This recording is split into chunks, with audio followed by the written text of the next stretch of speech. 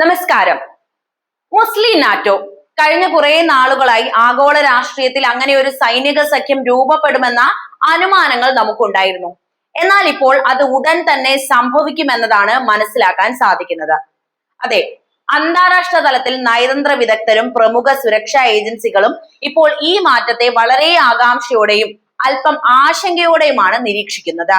പശ്ചിമേഷ്യയിലെയും ആഗോളതലത്തിലെയും സുരക്ഷാ സമവാക്യങ്ങളെ പൂർണ്ണമായും തിരുത്തി കുറിച്ചുകൊണ്ട് ഒരു പുതിയ ത്രിരാഷ്ട്ര സൈനിക സഖ്യം പിറവിയെടുക്കുകയാണ് എന്ന റിപ്പോർട്ടുകൾ പുറത്തു വരുന്നു. മാധ്യമങ്ങൾ ഇതിനെ വിശേഷിപ്പിക്കുന്നത് മുസ്ലിം നാറ്റോ എന്നാണ്. ഈ പേര് കേൾക്കുമ്പോൾ തന്നെ ഇതിന്റെ വ്യാപ്തി എത്രത്തോളം ഉണ്ട് എന്ന് നിങ്ങൾക്ക് ഊഹിക്കാൻ സാധിക്കുമല്ലോ.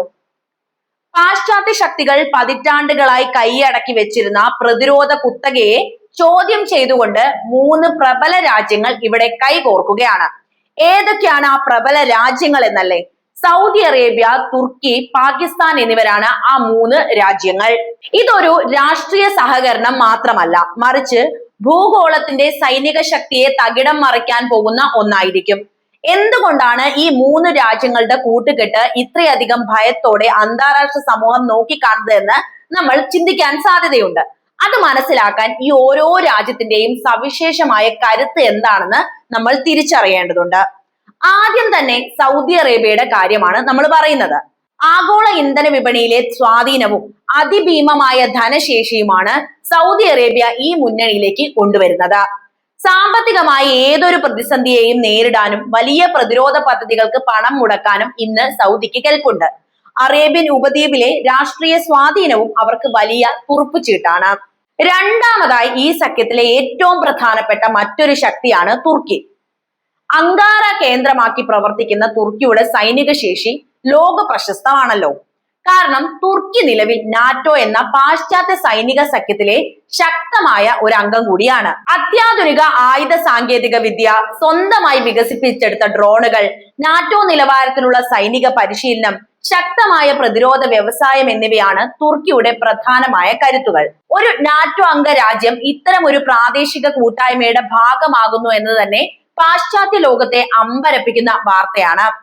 മൂന്നാമത്തെ രാജ്യം പാകിസ്ഥാനാണ്. യുദ്ധരംഗത്ത് പതിറ്റാണ്ടുകളുടെ അനുഭവ സമ്പത്തുള്ള വലിയൊരു കരസേന പാകിസ്ഥാനിലുണ്ട് എന്ന് നമുക്കറിയാം. എന്നാൽ അതിനേക്കാളൊക്കെ ഉപരിയായി മുസ്ലിം ലോകത്തിലെ ഒരേ ഒരു ആണവ ശക്തിയുള്ള രാജ്യം കൂടിയാണ് പാകിസ്ഥാൻ.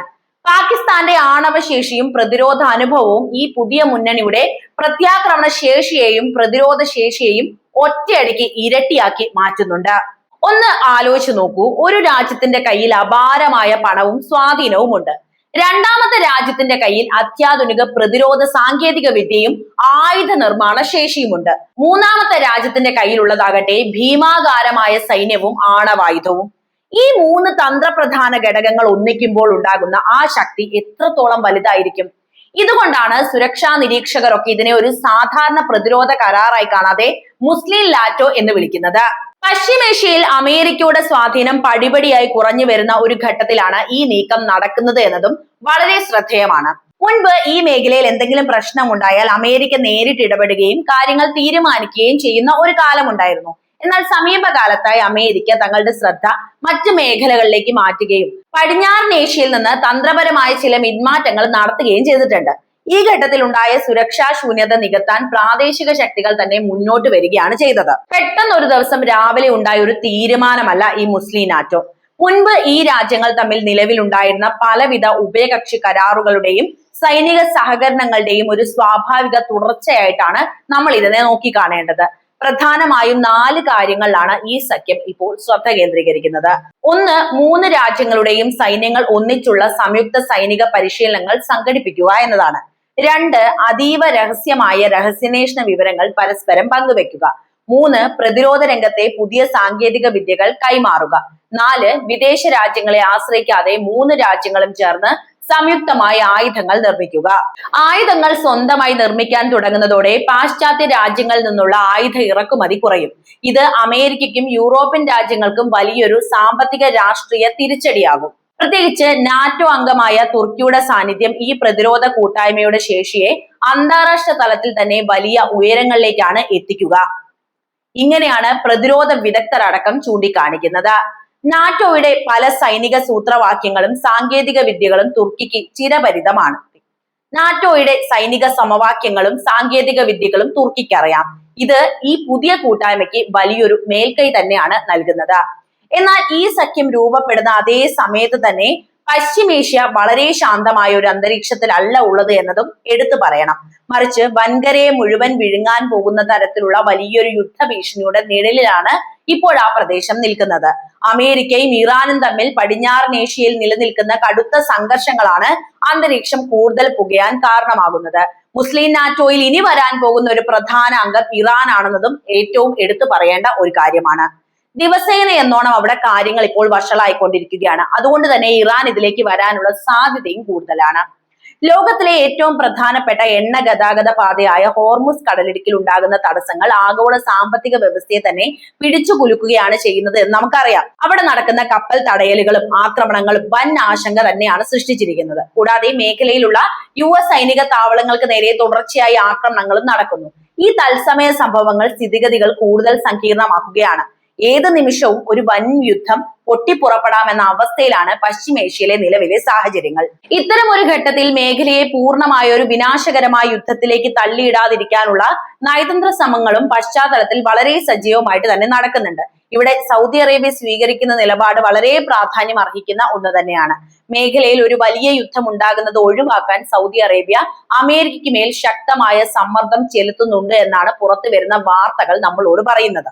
ഒരു യുദ്ധം ഉണ്ടാവുകയാണെങ്കിൽ അത് തങ്ങളുടെ സാമ്പത്തിക വളർച്ചയെയും വികസന സ്വപ്നങ്ങളെയും തകർക്കുമെന്ന് സൗദിക്ക് നന്നായിട്ട് അറിയാവുന്ന ഒരു വിഷയമാണ്. അതുകൊണ്ട് സൈനിക നടപടികൾക്ക് പകരം ചർച്ചകളിലൂടെയും നയതന്ത്രത്തിന്റെയും പാത സ്വീകരിക്കാനാണ് സൗദി അറേബ്യ അമേരിക്കയോട് കടുത്ത ഭാഷയിൽ ആവശ്യപ്പെടുന്നത്.